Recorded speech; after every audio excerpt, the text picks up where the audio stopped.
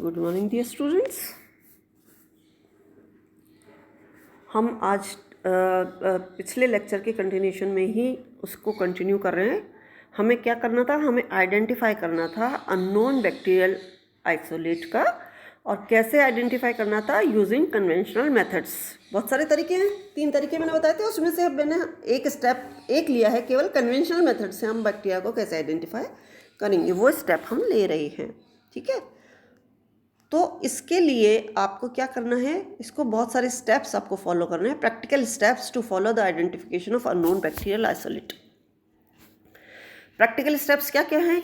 सबसे पहले आपको उस पर्टिकुलर बैक्टीरिया जो है उसका ऑर्गेनिज्म का प्योर कल्चर बना करके उसको अगर अगर मीडियम पे उसको प्योर कल्चर के फॉर्म में स्टार्ट करना है। मतलब वो प्योर कल्चर आपके पास होना चाहिए अगर मीडियम के ऊपर रखा हुआ। तो आपने अगर कल्चरिंग की है तो आप उसको ले सकते हैं। तो आपने अगर मीडियम पे उस प्योर कल्चर को लिया उस बैक्टीरियल आइसोलेट के, फिर उसके बाद आप उसका जो है स्टेनिंग करेंगे। उसमें से आप उस जो कॉलोनी है उसमें से लेकर के आप उसकी स्लाइड बनाएंगे और स्लाइड बना के उसको स्टेन करेंगे ग्राम स्टेनिंग। ग्राम स्टेनिंग जब आप कर लेंगे तो ग्राम स्टेनिंग, क्योंकि ऑलरेडी आपने फर्स्ट ईयर में थर्ड ईयर में स्टेनिंग प्रोसेस किया हुआ होता है, तो जो एंड रिजल्ट आता है वो या तो ये आता है कि वो पर्पल कलर लेते हैं या ये आता है कि वो पिंक कलर लेते हैं। तो पिंक अगर होते हैं तो ग्राम पॉजिटिव होते हैं और पर्पल अगर लेते हैं तो ग्राम नेगेटिव होते हैं। तो हमें ग्राम स्टेनिंग का जो एंड रिजल्ट है हमें उस स्लाइड को हाई पावर पे 100x पे लगा के देखना है कि वो पर्पल कलर के दिख रहे हैं हमें या हमें वो पिंक कलर के दिख रहे हैं। ठीक है, तो आपने बाइफरकेट कर दिया, 2 में डिवाइड कर दिया, पॉजिटिव और नेगेटिव।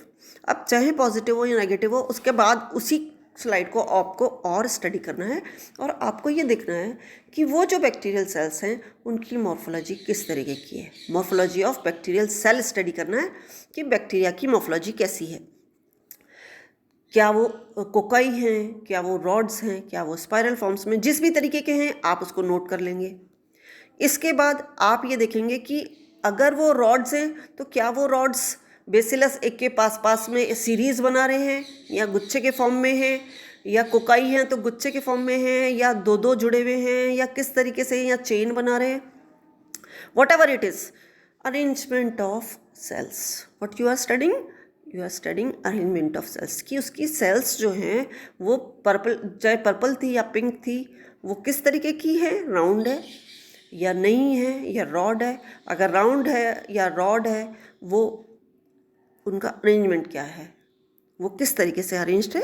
और इसके अलावा अगर कोई यूनिक कैरेक्टरिस्टिक्स आपको दिखती है तो वो भी आपको साथ में नोट करनी है।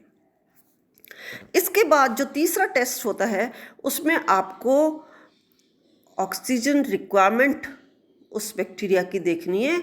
उस बैक्टीरिया की ग्रोथ के लिए ऑक्सीजन चाहिए या नहीं चाहिए, एरोबिक है वो नेचर में या एनएरोबिक नेचर में है।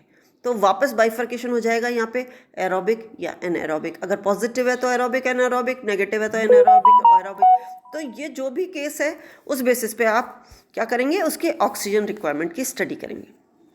इसके बाद आप क्या करेंगे कि mode of carbohydrate metabolism study करेंगे कि जो कार्बोहाइड्रेट मेटाबॉलिज्म है उसकी वो ऑक्सीडेटिव है या फर्मेंटेटिव है। ये सारे टेस्ट्स हैं। कार्बोहाइड्रेट मेटाबॉलिज्म का भी एक पूरा टेस्ट है जिस बेसिस के ऊपर उसको ऑक्सीडेटिव या फर्मेंटेटिव कंसीडर किया जाता है। इसके बाद आप क्या करेंगे, इसके बाद आप देखेंगे कि ये जो कैरेक्टरिस्टिक्स हैं बैक्टीरिया जो है उसको हम एक स्टैंडर्ड टूल लेते हैं, बर्गीज मैनुअल की जो बुक है for the identification of bacteria, इसको हम बर्गीज मैनुअल को लेकर के उसके बेसिस के ऊपर, कैरेक्टरिस्टिक्स के बेसिस के ऊपर हम इसको कंसल्ट करेंगे। तो इसके बाद हम क्या करेंगे, अगर हम या इसको कंसल्ट करते जा रहे हैं साथ में तो हमें पता लग जाएगा कि हम कहाँ तक जाते जा रहे हैं। इसके बाद आप कुछ स्पेसिफिक टेस्ट करेंगे और वो स्पेसिफिक टेस्ट क्या होते हैं कि इसकी डिफरेंट टाइप्स की स्टेनिंग होती है, वो स्टेनिंग होगी, एंडोस्पोर स्टेनिंग, फ्लैजिला स्टेनिंग, इस तरीके के डिफरेंट स्टेनिंग होती है बैक्टीरिया की, वो स्टेनिंग्स हम करेंगे। फिर मोटिलिटी टेस्ट करेंगे कि उसमें फ्लैजिला है या नहीं है, मोटाइल है या नहीं है, तो मोटिलिटी टेस्ट होते हैं, वो टेस्ट करेंगे। फिर इसके बाद कुछ बायोकेमिकल टेस्ट होते हैं, इंपॉर्टेंट बायोकेमिकल टेस्ट होते हैं, जिसके बेसिस के ऊपर ये जेनरा को डिफ्रेंशिएट किया जा सकता है। तो वो बायोकेमिकल इंपॉर्टेंट टेस्ट हम करेंगे। तो ये जो स्पेसिफिक टेस्ट हैं, ये डिफ्रेंशिएट करते हैं डिफरेंट स्पीशीज़ को, डिफरेंट जीनस को, और जो इनकी जो की होती है, डायग्नोस्टिक जो की होती है, जिसके बेसिस पे दो में डिफ्रेंशिएट हम कर सकते हैं, उस बेसिस के ऊपर हम ये जो स्पेसिफिक टेस्ट हैं उसके बेसिस के ऊपर हम इसको आगे बढ़ते जाएंगे, देखते जाएंगे। तो ये जो कन्वेंशनल मेथड्स हैं, ये मेथड्स वो हैं आपके लैब में अगर बहुत सारी फैसिलिटीज़ अवेलेबल नहीं है, एडवांस फैसिलिटीज़ आपके लैब में अगर नहीं है, तब भी उस केस में भी आप अपनी माइक्रोबायोलॉजी लैब के अंदर लिमिटेड फैसिलिटीज़ के अंदर कुछ टेस्ट के बेसिस के ऊपर, कुछ कन्वेंशनल मेथड्स के बेसिस के ऊपर आप उस पर्टिकुलर बैक्टीरिया को एक लेवल तक आइडेंटिफाई कर सकते हैं कि भाई ये क्या हो सकता है। Tentative identification can be done on the basis of few biochemical tests, few staining tests, few motility tests। तो ये जो टेस्ट हैं, तो मॉर्फोलॉजी हमने कर ली, मॉर्फोलॉजी के बेसिस के ऊपर, बायोकेमिकल टेस्ट के ऊपर बेसिस के ऊपर, कुछ फिजियोलॉजिकल टेस्ट के बेसिस के ऊपर we are able to place a bacteria, a bacterial isolate tentatively to a particular genus. उसको कंफर्म करने के लिए ज़रूर है कि आप अगर उसको कंफर्म करना चाह रहे हैं तो आपको हायर लैब्स में जाना पड़ेगा, आपको हायर टेस्ट करने पड़ेंगे, आपको मल्टी टेस्ट सिस्टम पे जाना पड़ेगा, आपको ऑटोमेटेड मेथड्स को फॉलो करना पड़ेगा। लेकिन अगर आप फैसिलिटीज़ बहुत ज़्यादा एडवांस अवेलेबल नहीं है और बहुत सब्सटीट्यूट आपके पास नहीं है, तो जो कन्वेंशनल मेथड्स हैं उनको आप आइडेंटिफाई कर सकते हैं कि सेप्रोफिटिक ऑर्गेनिज्म अगर सॉइल में है, वाटर में है, एयर में है, जो जनरल हैं, ये सब इनको आप आइडेंटिफाई कर सकते हैं। तो जो पहला टास्क जो है टैक्सोनॉमिस्ट का, using conventional method for the identification is to determine on the basis of information available with him, her, to which of the groups his unknown belongs using a taxonomic key। तो ये जो common taxonomic की है, ये dichotomous की होती है।